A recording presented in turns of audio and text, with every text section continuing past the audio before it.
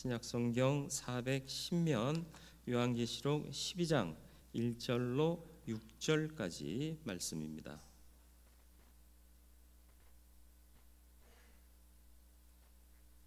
말씀 봉독해 드리겠습니다. 하늘에 큰 이적이 보이니 해를 옷 입은 한 여자가 있는데 그 발 아래에는 달이 있고 그 머리에는 12별의 관을 썼더라.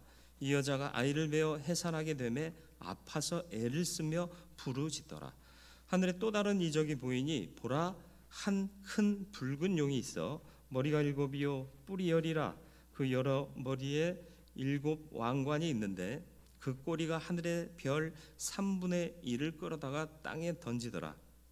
용이 해산하려는 여자 앞에서 그가 해산하면 그 아이를 삼키고자 하더니 여자가 아들을 낳으니 이는 장차 철장으로 만국을 다스릴 남자라. 그 아이를 하나님 앞과 그 보좌 앞으로 올려가더라. 그 여자가 광야로 도망하며 거기서 1260일 동안 그를 양육하기 위하여 하나님께서 예비하신 곳이 있더라. 아멘.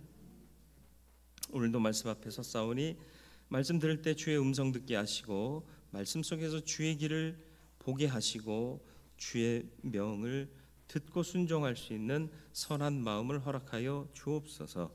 성령께서 주장하시기를 예수님의 이름으로 기도드리옵나이다. 아멘. 여자에 대한 가치, 인식, 유대 사회에서는 여자를 사람 셀 때 수에 포함하지 않았습니다. 우리나라도 거의 비슷한 상황이었죠. 남존여비 사상, 이게 뿌리 깊었어요. 그래서 여자가 무슨 말을 하면 어디 여자가 뭐 이런 얘기 많이 했잖아요. 여자한테도 하나님이 입을 만들어 주신 이유는 먹기도 하지만 말도 하라고 만들어 주신 거예요. 근데 여자 말 못하게 하고 그런 건 좀 왜 이스라엘에서 유대인들이 여자를 사람 수 셀 때 뺐을까? 여자를 무가치하다고 생각해서가 아니에요. 원래 사람 수를 센다, 인구 조사를 한다, 뭐죠? 세수입원을 파악하고요. 전쟁이 나서 싸울 때 얼마나 가용 인원이 있느냐 이걸 미리 파악해두기 위해서 인구 조사를 하고 사람 수를 세는 거거든요. 그러니까 여자는 보호하려는 애초의 목적이 있었던 거예요. 그래서 여자는 이런 세수원으로 혹은 전투원으로 치지 않고 보호받고 남겨두어야 할 사람으로 생각해서 사람 수로 세지 않았는데 이게 시간이 지나면서 이런 선한 생각은 없어지고 왜곡되는 일들이 많잖아요. 왜곡된 거예요. 여자는 무가치하다로 사람 수에도 못 든다 이렇게 착각하게 된 거죠. 에디슨의 얘기도 마찬가지죠. 천재는 99%의 노력과 1%의 영감이다. 이게 뭐냐 하면 사람이 아무리 99를 가지고 있어도 하나님이 1 안 주시면 끝난다. 그 개념이거든요. 근데 마치 그가 교회를 대항하고 하나님을 인정하지 않은 그런 사람으로 세계의 역사는 그렇게 만들어 놓고 그 발언이 1%의 영감이 더 중요하다라고만 생각하게끔 만들었다라는 거죠. 어쨌든 선한 의도가 인간에 의해서 왜곡되는 경우가 참 많은데 여자에 대한 인식도 사실은 그런 부분이 아니었는가 생각합니다. 그래서 한번 생각해 보세요. 여자아이를 낳았어요. 아이가 자라가요. 어떤 느낌일까요? 전 몰라요. 우리 집에는 아들만 둘이거든요. 근데 이쁠 것 같아요. 안 키워봤지만. 그렇지 않습니까? 또 연약해서 막 보호해주고 싶은 마음이 있을 거 아니에요? 제가 아들이지만 아들 둔 부모는 좀 거시기해요. 왜? 우리 아버지 아팠을 때요. 저는요 그냥 문 열고 아파요? 괜찮으세요? 갈게요. 그리고 문 닫고. 딸 같으면 그러겠어요. 아파 어디 아파? 내가 주물러 드릴까? 뭐 드시고 싶으세요? 안 그랬을까요? 더 나긋나긋하게 했겠지. 저는 남자라 이제 그런 감정을 잘 모르지만 그러니까 더 사랑스러운 존재가 어쩌면 딸이라는 거죠. 그래서 하나님께서도 구약 성경에서 예루살렘과 유다를 지칭할 때 내 딸 이스라엘 이렇게 표현하는 경우가 흔합니다. 딸같이 내가 마음이 쏟아지는 거고 대상이고, 또 딸은 또 그만큼 아버지를 사랑하니까 딸 아버지 같은 관계로 묘사한 부분들이 있다라는 거죠. 여자의 가치는 이런 겁니다. 그러니까 이제 하나님의 큰 일이 보여지기 전에 평상시와 다른 이적 같은 일이 하늘에서 벌어지는데 여자가 나타나요. 아이를 가졌어요. 네. 그러니까 이 여자의 이미지는 이렇게 중요한 시기에 사람 수에도 못 끼는 여자가 왜 나와? 라는 개념이 아니라 하나님이 그토록 사랑하시고 아끼시고 또 하나님을 그렇게 사랑하는 딸 같은 존재가 등장함으로써 이를 통해서 이루어질 일들을 보게 하시는 겁니다. 하늘의 이적과 여자에 대해서 1절과 2절이 기록하고 있습니다. 이 여자의 특징이 있어요. 여자가 뭘 입었어요? 옷을 입었는데 그게 무슨 옷이라고요?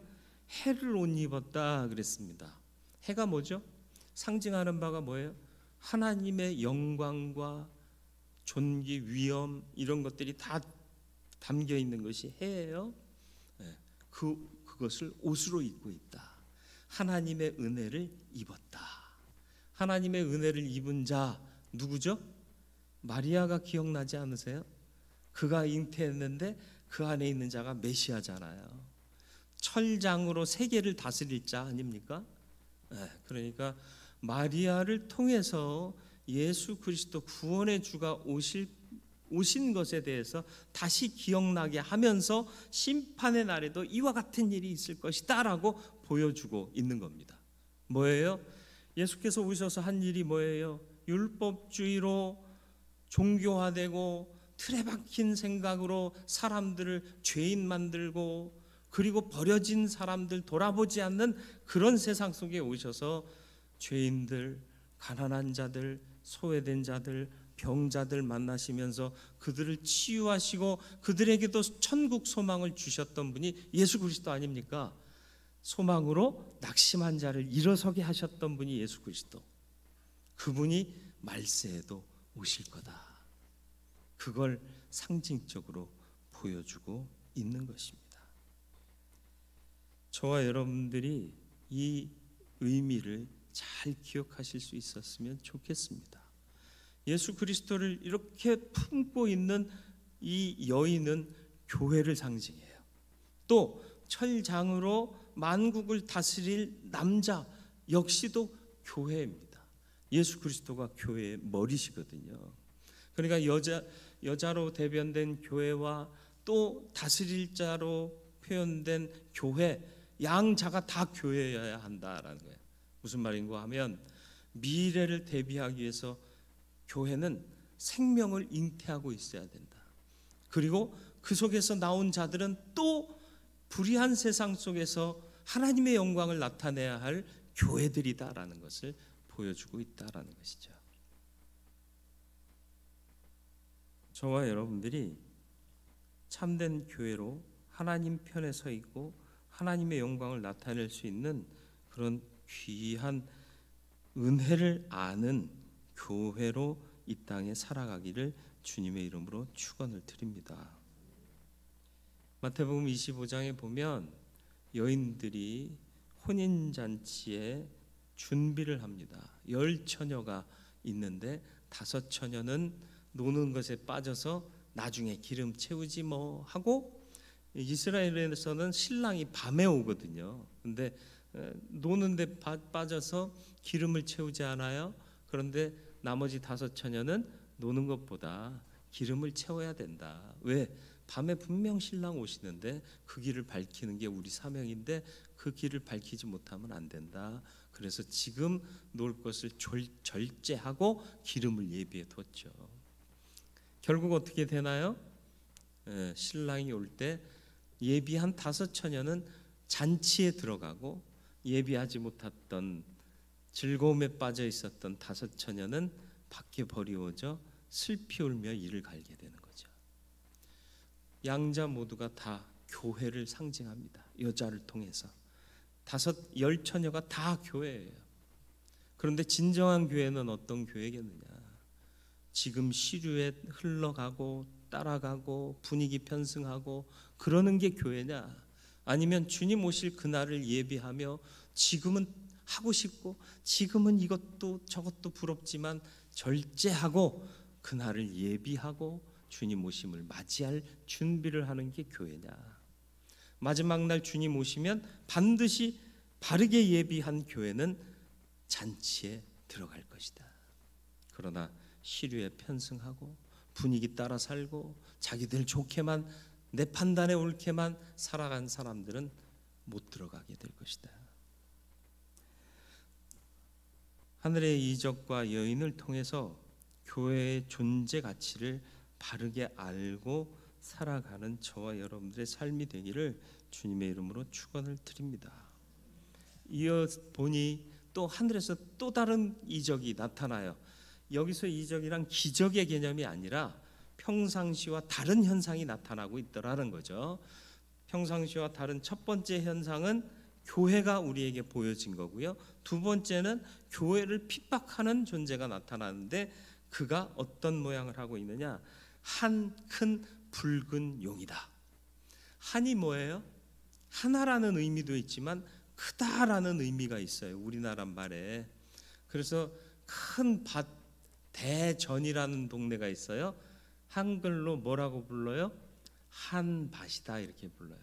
큰 밭이라 그래서 대전이 된 거예요. 대전 그러니까 어딘지 모르시죠? 대전이요.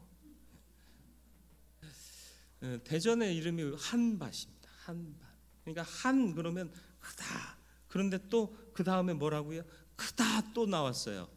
크고 큰 붉은 용이 나타난 거예요. 붉다는 게 뭐죠?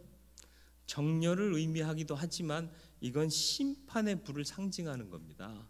그래서 영화에서도 보면 잔혹한 장면을 처리한다든가 공포에 떠는 장면을 처리할 때 배경색이 주로 어떤 색이게요?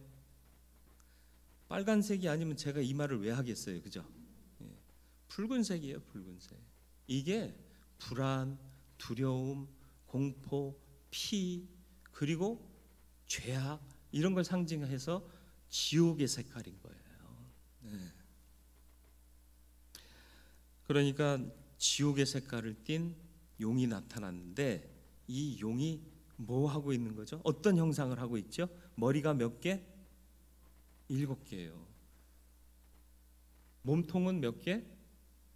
머리만 7개예요. 그러니까 뭐죠? 지옥의 습성은 뭐냐? 일하는 건 거의 없어요. 머리 굴리는 것밖에 없어요. 7이란 숫자가 상징하는 바는 다 아시죠? 머리로는 완벽해. 그런데 몸이 불완전해요. 이게 지옥의 스타일이에요. 머리로는 일 다 해요. 그거 하면 이게 어렵고 이거 하면 이런 장점이 있고 머리로는 다 해. 그런데 정작 삽 들고 나가자 그러면 따르는 자가 아무도 없어. 이게 지옥 스타일이에요. 7 면류관 썼대요. 자기의 세를 과시하는 거죠. 내가 면류관 쓴 왕과 같은 존재다. 그리고 뿔이 10이래요. 고민하지 마세요. 이 뿔 10을 어떻게 나누어 썼을까? 머리가 7이라며.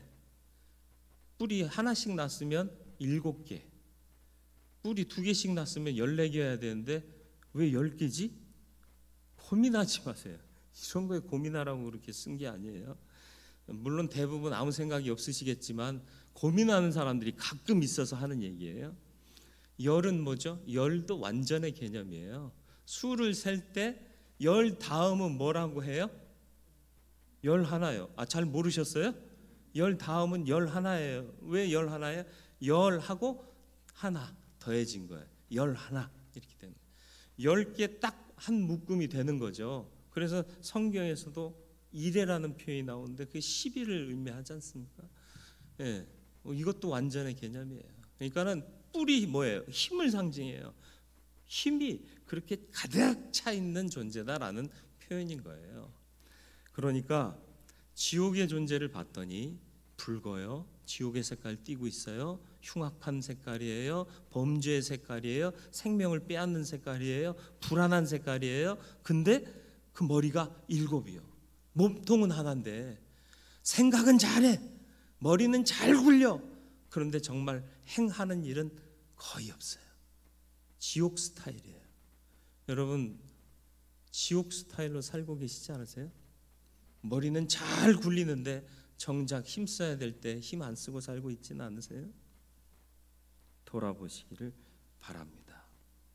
또 꼬리로 별 3분의 1을 땅에 던집니다. 이 별이 상징하는 바는 하나님의 별이 아닙니다. 하나님의 별은 영광의 별이에요. 주의 이름을 전파하고 주의 영광을 나타내는 자들은 하늘의 별과 같이 된다 했어요. 그리고 천사들도 하늘의 별로 상징되어 있었어요. 그런데 그 중에 하나가 타락해서 땅으로 떨어지지 않습니까? 타락한 천사. 그래서 광명한 새벽별, 2가지 의미를 갖고 있어요. 가짜 천사, 타락한 천사를 의미하기도 하지만 사실은 원래적으로는 하나님의 가장 존귀한 별, 그게 광명한 새벽별인 거죠. 그런데 이 지옥의 스타일을 가진 용이요, 그 별은 뭘까요? 타락한 별들 3분의 1을 땅에 던졌습니다. 세상을 더 혼란스럽고 어지럽게 하려고, 헷갈리게 만드는 거예요. 내가 별이다, 하늘에서 왔다. 그럼 사람들이 현혹당할 거 아닙니까? 분명한 신앙을 가지고 분별력 있는 신앙의 자리에 서 있는 저와 여러분들이 되길 바랍니다. 그리고 그렇게 할지라도 최후 승리가 하나님께 있어요. 하나님께서는 왜 이 땅 사는 동안 사람을 연단시키고 단련시키실까요? 이제 김장철이 다가와요. 여러분, 김장하기 전에 제일 먼저 해야 될 게 뭐죠? 제일 먼저라고 표현하면 좀 그렇지만 앞서 해야 될 일이 뭐죠?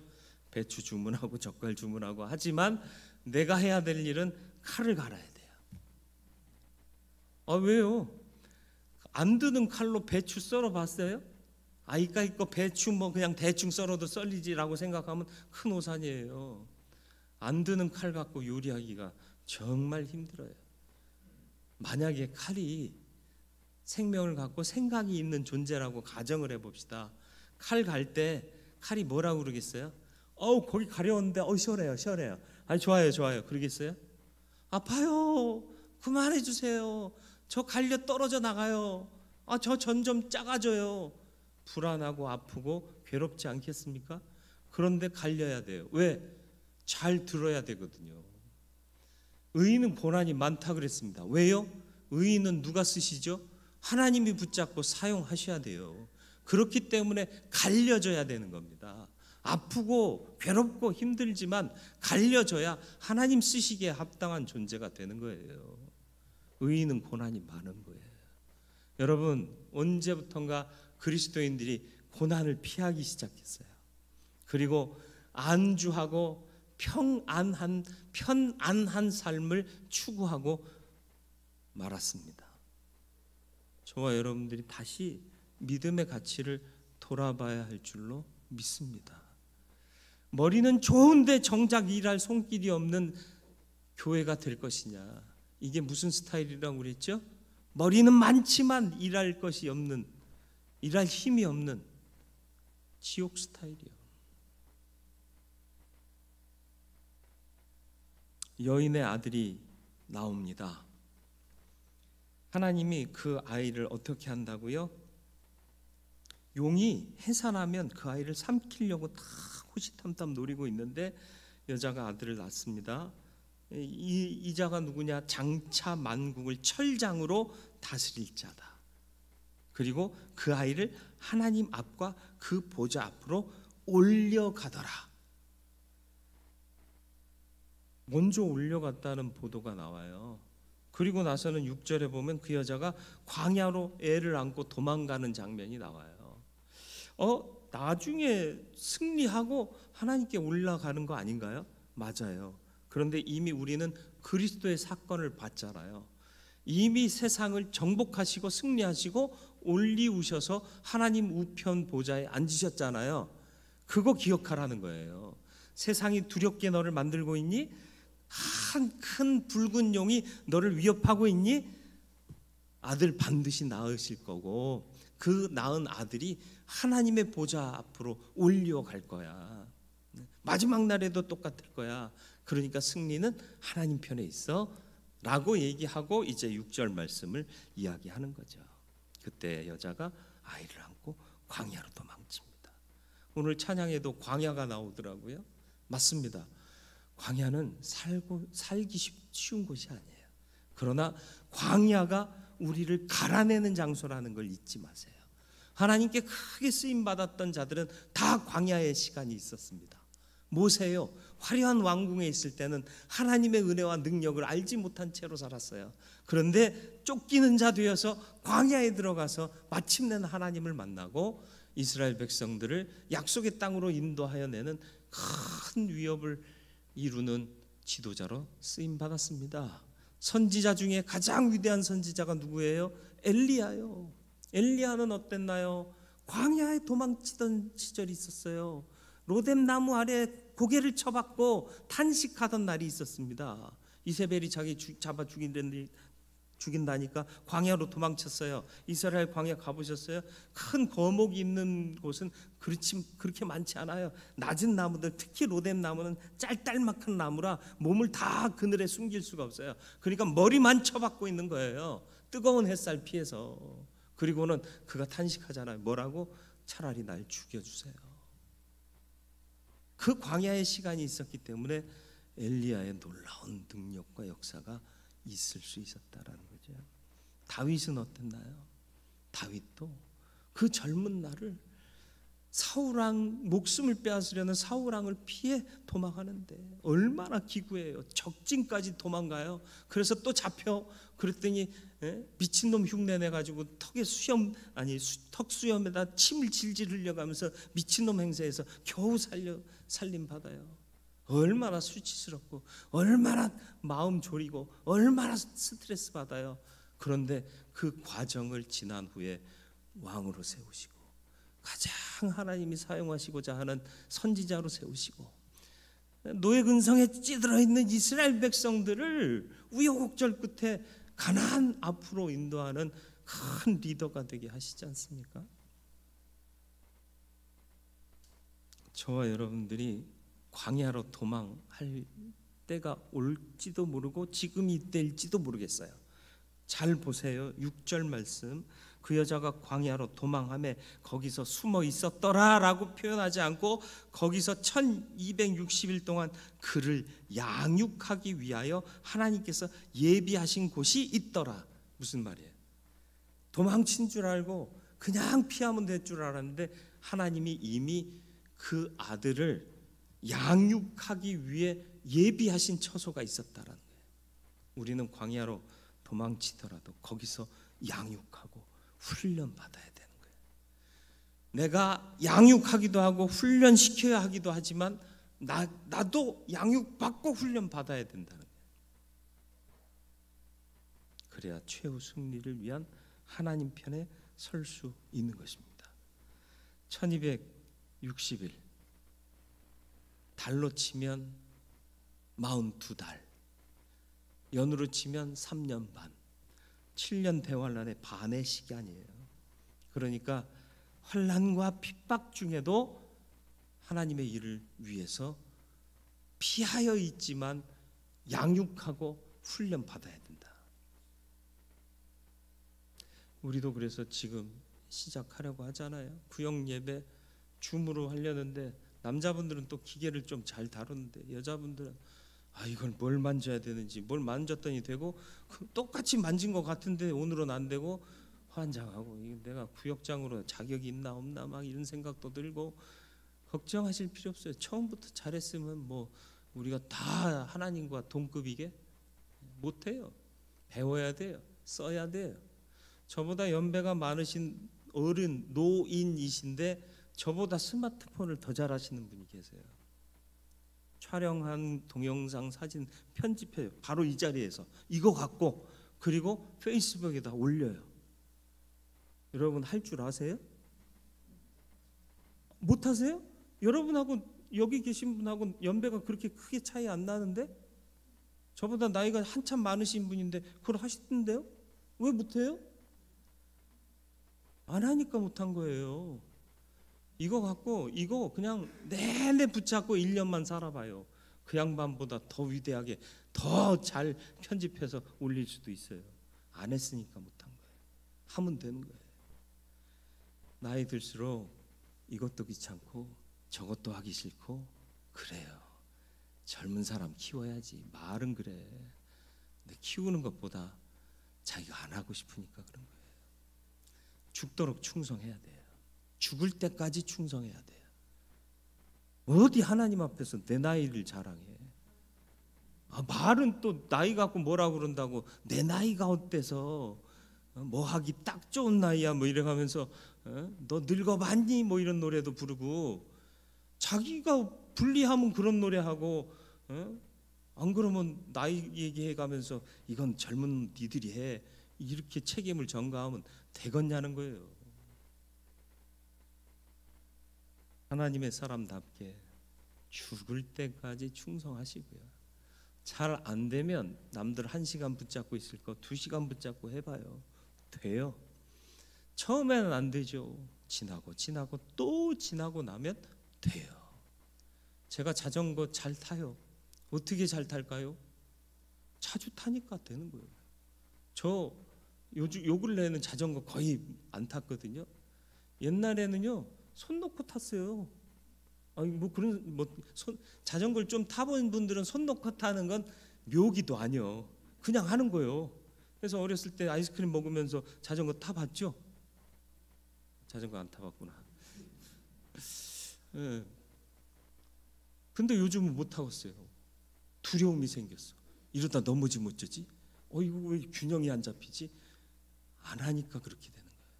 성도도 끊임없이 수고하고 끊임없이 헌신하고 그 젊었을 때의 마음으로 지금도 뜨겁게 일하면 손 놓고 타도 두려울 게 없어요.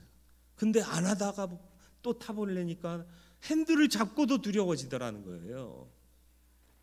여러분, 사용하지 않다가 사용하면 반드시 이런 일이 생겨요.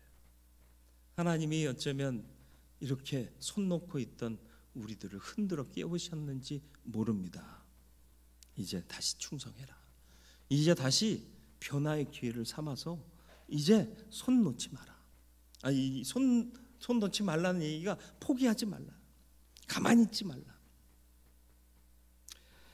교회는 그리스도의 역사를 잉태하고 해설할 사명이 있는 공동체라는 것을 잊지 마시길 바랍니다. 역사요. 힘있게 일해야 돼요. 구원의 역사를 위해서, 주님의 영광을 위해서. 사단은 그리스도를 대표로 하는 교회를 해하려고 합니다. 땅의 권세를 가지고 자신의 위용을 과시하지만 최후 승리는 하나님 편에 있습니다.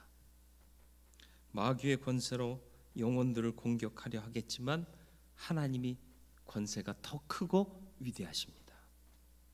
참 승리하신 주님이 우리 주님이시고요. 우리의 머리 되신 주님이시고 우리가 지체예요. 핍박 속에서도 살아 역사하십니다. 우리도 그와 같이 핍박의 상황 속에서도 승리할 것을 믿으며 피신해 있는 그 광야에서 훈련받고 양육받아야 하고 훈련하고 양육해야 할 것입니다. 그래서 주께서 뜻하신 그때에 쓰임받고 하나님의 도구가 되어 하나님이 쓰시고자 하는 일들을 통해 그의 뜻을 이루어드리고 그 영광에 참여할 수 있는 부끄러움 없는 일꾼이요 사랑받는 자 되는 저와 여러분들의 삶이 되기를 주님의 이름으로 축원을 드립니다. 거룩하고 자비로우신 아버지 하나님, 그리스도의 역사를 위하여 어느 때라도 포기하지 않고 힘써 주의 일을 감당하는 자 되게 하여 주옵소서. 악한 사단 마귀는 지옥의 권세로 자신의 힘과 권세를 과시하려고 들 것이나 우리는 두려워 떨지 않게 하시옵기를 원하오니 우리는 최후 승리 얻으신 예수 편에 서 있기 때문임을 잊지 말게 하여 주옵시고, 너무 오랫동안 손 놓고 있어서 두려움과 공포로 다시 일해야 될 존재 되지 말게 하시고, 끊임없이 충성하고 수고하여 늘 자신감에 넘쳐 하나님의 일을 감당할 수 있는 주의 종들이 다 되게 하여 주시옵고, 이렇게 일하고 살다가 주 앞에 설 때 부끄러움 없이 서고 기쁨으로 주님 배울 수 있는 성도의 삶을 살게 하여 주옵소서. 예수님의 이름으로 기도드리옵나이다. 아멘.